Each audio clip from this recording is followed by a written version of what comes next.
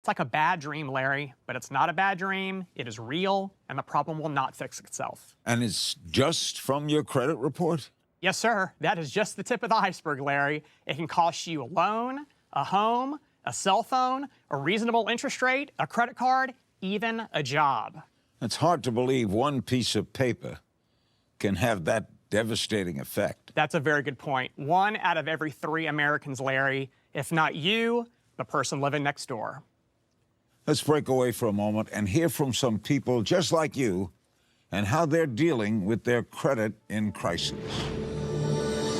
I had a really successful business, and it was driven by credit. And I was doing great volume one day, and I was out of business the next. I lost my farm, I lost my house, it caused a heart attack, I went through a divorce, and I tried to pick up the pieces. For me to have to say, I cannot get you something for Christmas, that was like the worst. You can't imagine when you're trying to get something and everybody tells you no, and you know you're worthy, but because of what's happened in the past, it kind of tears you down.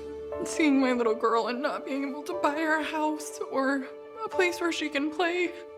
And the credit bureaus don't care. They don't care, and the collection agencies, they don't care. They just want the money.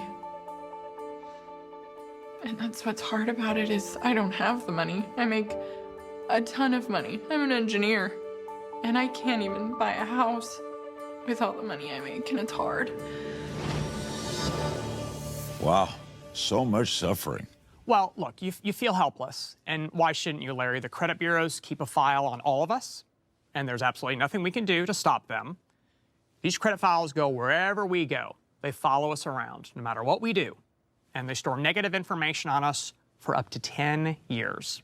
That long? That's a good chunk of your life. A very good chunk, yes. And with lenders, you cannot dictate which of the 3 credit reports they're going to pull when you apply for something. It is entirely up to them. You have no control how they use your credit reports or how they use your credit scores. And by the way, you have no right to a good credit report or a good credit score.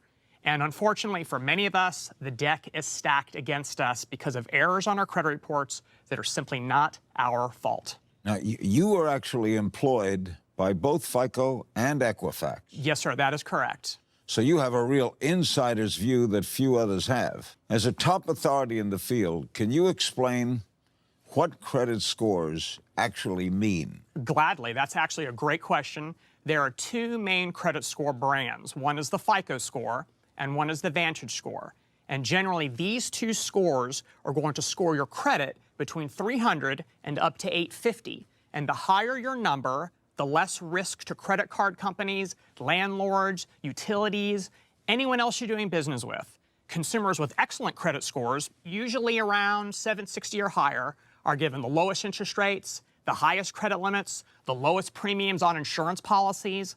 But if your score is lower, as everyone out there watching probably knows, it can quickly turn into a financial nightmare, not just for you, but also for your family.